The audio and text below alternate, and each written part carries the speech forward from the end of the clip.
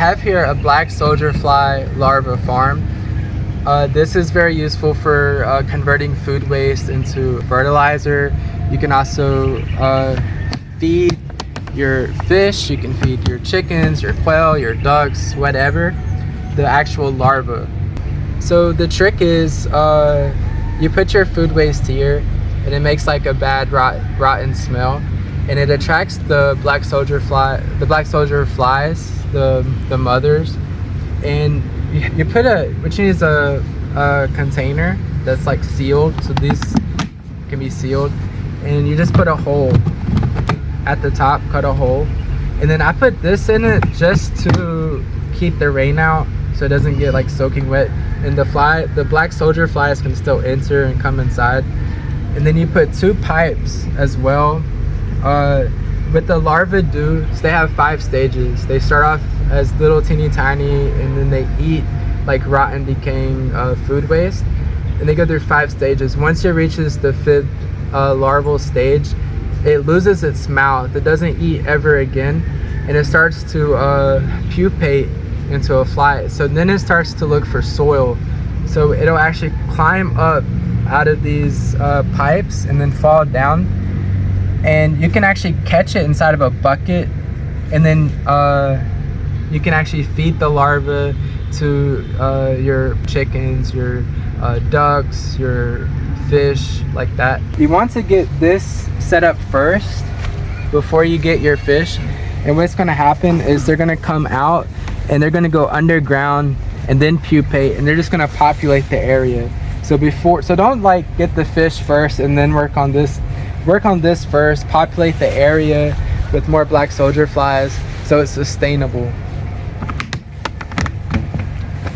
So this is what they look like inside. Now at the top of the lid I put a piece of metal. These are eggs here, black soldier fly eggs. What they do is they lay the eggs on top. When they hatch, they fall down into the food waste.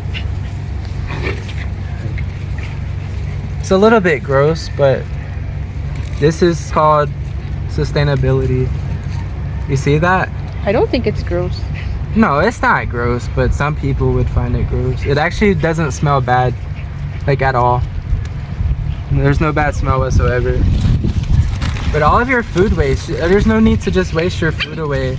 Like here in our area in Bukidnon, Philippines, we're in a rural area where you don't like have access to like recycling and stuff like that. Here's a black soldier fly here.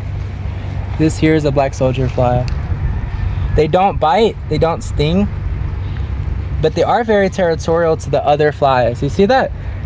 Like I said, once they reach their 5th stage, they lose their mouth, they never eat again, and they pupate into a fly. The fly then comes back into the system, lays eggs, the eggs hatch. They take care of your food waste problem. Okay, look at this. They're territorial, but they don't bite. They just kind of bump into you. They're not really considered a pest.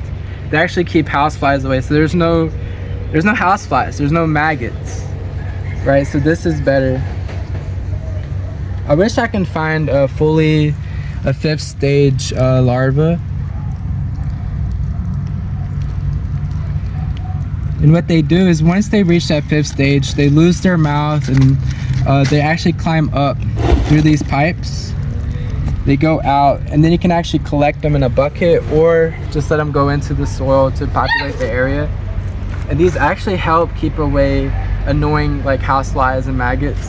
So I mean, it's just a great idea for sustainability, permaculture. Really extend. So like any food you see, we have a lot of avocados. We love avocados. The larva loves avocados. All of our corn from our previous corn video was recycled back to the larva farm. The eggshells take a long time to break down, but that is calcium, so they will eat it, but they don't need a lot, so they're not like going crazy about it. They love avocados. This is high calorie. I'm gonna prove it. It's not really like the most disgusting thing ever. I'll put my hand in it. Look at all of this. The babies love the avocados. Their mouth is so small that that's like the only thing that'll fit in their mouth is like avocado, or sometimes snails will come in here. The snails will be attracted to the rotten smell, and then the babies eat the snails. So I mean, it's just a full-on recycling center. Here's a actual, this one's just about mature here. You see that? It's big enough. It's gonna lose its mouth, and it's going to find a way up inside the pipe and go out, and you can actually collect it. You can actually feed this to your cats and dogs, believe it or not, but you need to, once you collect it, you need to dry it out in the sun. So like put it in a tray, cover it with a screen so that they can't escape, dry it out in the sun, and then you want to actually blend it up, like grind it up, and then you could dry it out more just to make sure that it's not wet, and then just pour a little bit of hot water and make like a mash, and you can actually feed it to your cats and dogs. This is actually healthier than chicken, and it's healthier than like any other cat food, dog food out there, because the macronutrients, the micronutrients is just, it's like almost perfect. The only thing is, if you do feed it to your cats, you need to supplement with taurine, because it doesn't have enough taurine, and cats need taurine. But for your dogs, it's like very high fat, very high protein, very high every vitamin you can think of. So yeah, I mean, honestly, we plan on opening a animal sanctuary for cats and dogs. And the problem is, if you have like a bunch of animals and you want to feed them 3 meals per day, that's not sustainable. Where are we going to get the money for it from?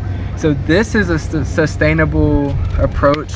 We would need a bigger system than this, but yeah, I mean, if you're rescuing animals, this is like the best way to feed them. You wouldn't feed them like this specifically. You'll take like a big one here once it's at that final stage, and collect them, dry them out, powderize them. You actually pelletize them into little pellets, and that's what they eat. And I mean, they love it, actually. They absolutely love it.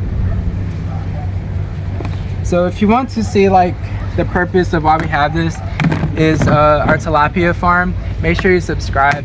We're gonna do our tilapia farm maybe within 2 months or so, and I'm gonna show you exactly how to start. You have a soldier fly on you. Yeah, make sure you subscribe. We're gonna have our tilapia farm within a month or two. We're gonna feed it 100% from what we grow, and it's gonna thrive. Don't buy the commercial stuff that's just full of like synthetic supplements. Get the good stuff that the fish actually eat in nature, leaves, insects, stuff like that. Hey. Thank you.